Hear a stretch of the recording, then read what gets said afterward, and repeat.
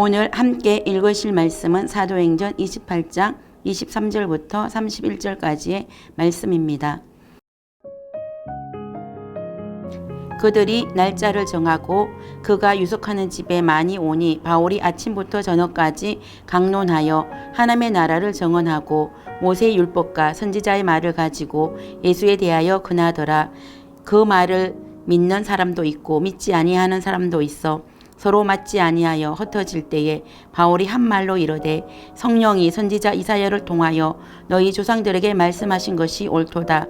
일렀으되 이 백성에게 가서 말하기를 너희가 듣기는 들어도 도무지 깨닫지 못하며 보기는 보아도 도무지 알지 못하는도다.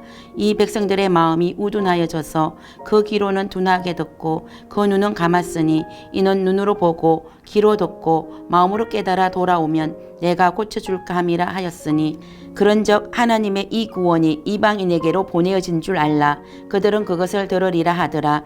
바울이 온 이태를 자기 셋집에 머물면서 자기에게 오는 사람을 다 영접하고 하나님의 나라를 전파하여 주 예수 그리스도에 관한 모든 것을 담대하게 거침없이 가르치더라. 아멘.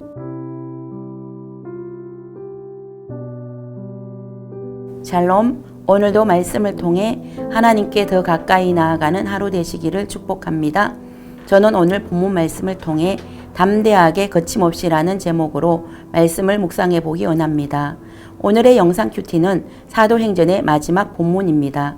사도행전은 복음이 이름 없는 시골 갈릴리에서 시작되어 예루살렘에 이르고 또 한민족의 수도 예루살렘을 넘어 제국의 수도인 로마까지 어떻게 이르게 되었는지 밝히고 있습니다.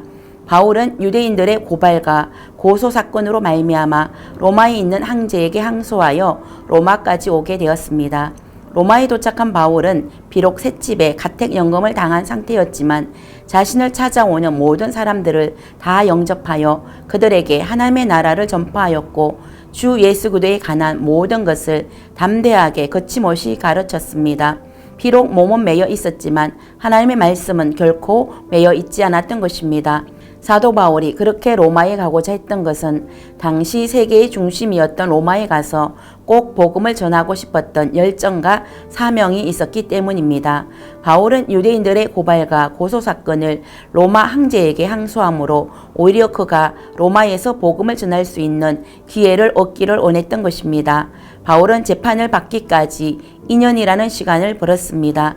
그리고 그가 가택연금을 당한 상태로 셋집에 머물면서 그를 찾아오는 모든 사람들에게 자유롭게 복음을 전할 수 있었습니다. 그 결과 복음은 담대하게 거침없이 전거되었습니다. 바울은 자신이 비록 죄수의 몸으로 가택연금을 당하고 있었지만 자신의 신분에 상관하지 않고 복음을 전함에 있어서는 조금도 거리낌이 없었습니다.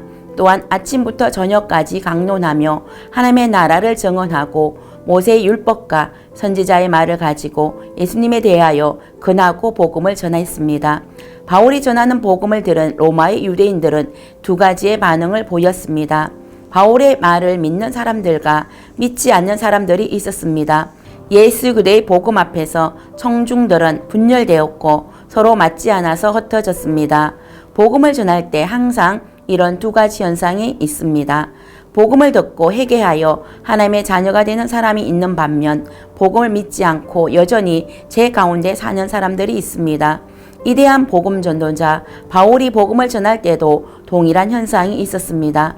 바울은 복음을 듣고 믿지 않는 유대인들을 이사야 선지자가 너희 조상들에게 말씀하신 것이 옳다고 하면서 현재의 상황을 설명했습니다. 사도행전 28장 26절에서 28절 일렀으되 이 백성에게 가서 말하기를 너희가 듣기는 들어도 도무지 깨닫지 못하며 보기는 보아도 도무지 알지 못하는도다. 이 백성들의 마음이 우둔하여져서 그 귀로는 둔하게 듣고 그 눈은 감았으니 이는 눈으로 보고 귀로 듣고 마음으로 깨달아 돌아오며 내가 고쳐줄까 함이라 하였으니 마음을 둔하게 하여 귀를 막고 눈을 감았기 때문에 어떠한 말을 하더라도 이스라엘 백성들은 선지자의 말을 듣지 않을 것이라고 경고하는 내용입니다. 이사야 선지자의 말을 듣지 않았기 때문에 결국 이스라엘 백성들은 바벨론에게 망해 죽임을 당하거나 포로로 끌려갔습니다. 이와 같이 조상의 안악함을 따라 유대인들도 바울이 전하는 말씀을 거부했습니다.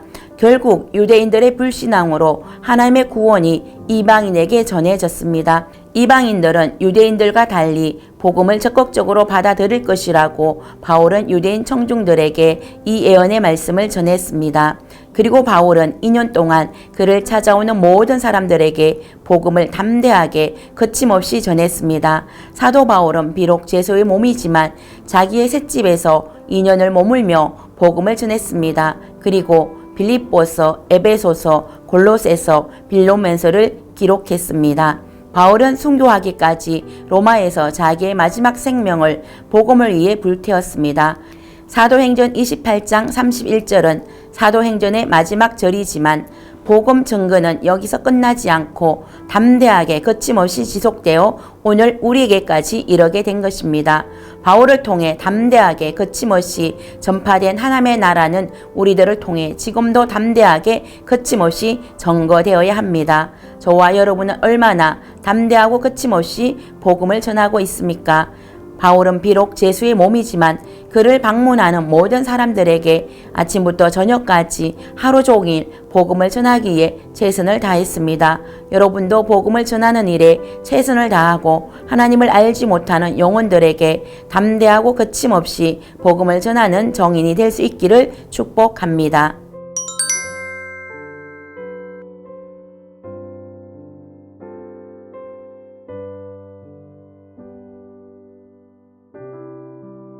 기도하겠습니다. 바울이 담대하고 거침없이 복음을 전한 것처럼 우리도 담대하고 거침없이 예수 그리스도를 전하는 증인의 삶을 살게 하여 주시옵소서. 그리하여 우리의 삶을 통해 사도행전 29장이 기록되게 하여 주시옵소서. 예수님의 이름으로 기도드립니다. 아멘.